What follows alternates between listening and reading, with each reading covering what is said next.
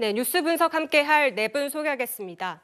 정광재 국민의힘 대변인, 구자홍 동아일보 신동아팀 차장 나오셨습니다.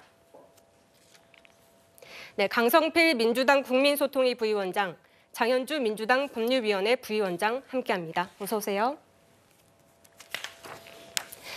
네, 지금 이재명 더불어민주당 대표가 서울 강남과 송파, 서초, 동작을 등을 찾아서 시민을 찾는데요. 지금 이 시각 기자회견 현장입니다.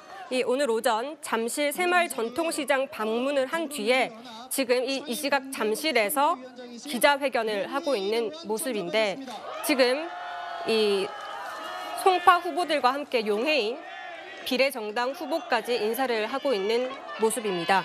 지금 송파갑 조재희, 송파을 송기호, 송파병 남인순 후보가 이재명 대표와 함께 연단에 올라서 이렇게 인사를 하고 있는 모습인데 지금 이재명 대표 마이크를 잡았습니다. 어떤 얘기하는지 한번 들어보도록 하겠습니다.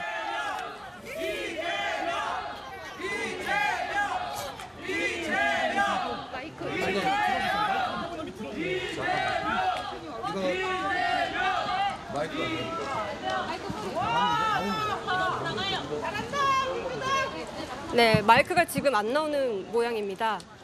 원래 이 실외에서는 마이크를 쓸 수 없는데 지금 기자회견이라는 이름으로 해서 시민들 만나면서 연설을 하고 있는 상황입니다. 확실히 괜찮아요? 자, 여러분 잠깐만요. 저 협조 요청 하나 드리겠습니다. 지금은 저희가 일정상이나 공간상의 제약 때문에 야외에서 기자회견을 하게 되는데 이건 언론인들과 하는 자리이기 때문에 여러분들은 잠시 관객이 되시는 겁니다. 그래서 기자회견 중에 함성을 지르거나 연호를 하거나 박수를 치거나 야유를 하거나 혹여 이런 리액션은 자중해 주시기 바랍니다. 그럴 수 있죠? 네, 이거는 기자회견이니까 조용히 지켜봐 주시기를 부탁드립니다. 마이크 좀 내가 들고. 예, 그러시죠. 오른쪽으로. 예. 오른쪽으로 넘기는 걸 좀 도와주세요. 오늘은 저희가 정치적인 말씀을 주로 드려왔는데 오늘은 중요한 정책 하나를 발표할까 합니다. 존경하는 국민 여러분 그리고 서울 시민 여러분, 윤석열 정권의 무능과 국정 실패로 민생과 경제가 완전히 파탄 지경에 처했습니다. 하루가 다르게 폭등하는 물가는 우리 국민들의 삶을 질식시키고 있습니다. 사과 한 개에 10,000원, 1시간 알바를 해도 10,000원이 안 되는데 1시간 일하고 사과 한 개 받을 수 있다는 게 말이 되겠습니까?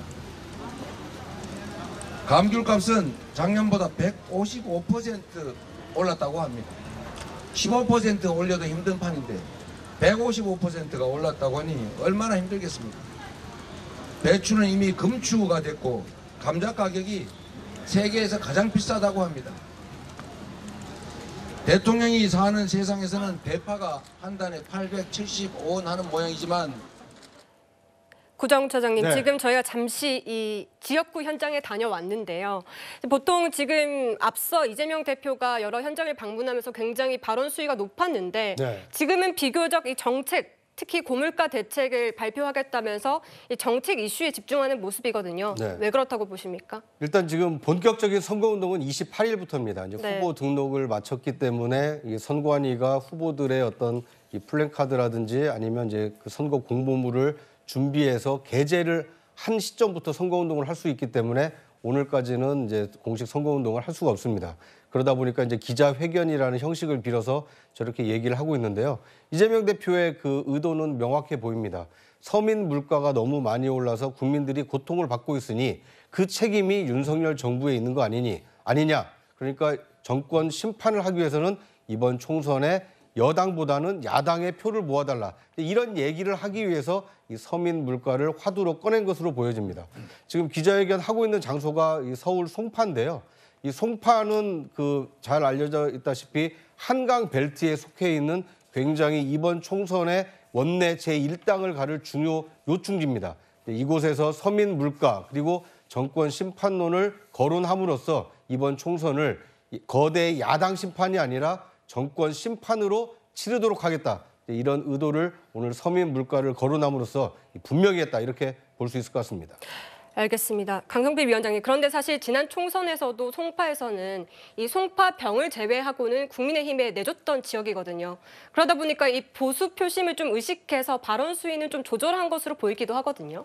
그러니까 선거라는 것이요. 항상 그 상대 지정에 대한 네거티브만 해가지고는 국민들에게 공감을 받을 수가 없잖아요. 네. 그리고 지금 경제가 문제야 이런 말들이 많이 있기 때문에 사실 윤석열 정부 들어서 안 좋아진 경제 상황 그리고 고물가에 대해서 조목조목 지적을 하는 것도 사실 유권자들에게 더 서구력이 있다고 보고요. 우리 구자용 차장께서 말씀하셨지만 이 송파 지역 같은 경우는 보수 정당의 강세인 지역입니다. 하지만 저희가 한 20대 국회부터 강남 3구에서도 민주당이 약진을 하고 있습니다. 그래서 이번에도 송파, 갑을, 병 중에 한 2군데 정도는 저희 민주당이 한번 가져올 수 있지 않을까 하는 기대를 해보고 있습니다. 알겠습니다. 오늘 이재명 대표 매우 바쁘게 움직일 예정입니다. 저희 한번 동선을 살펴보면요.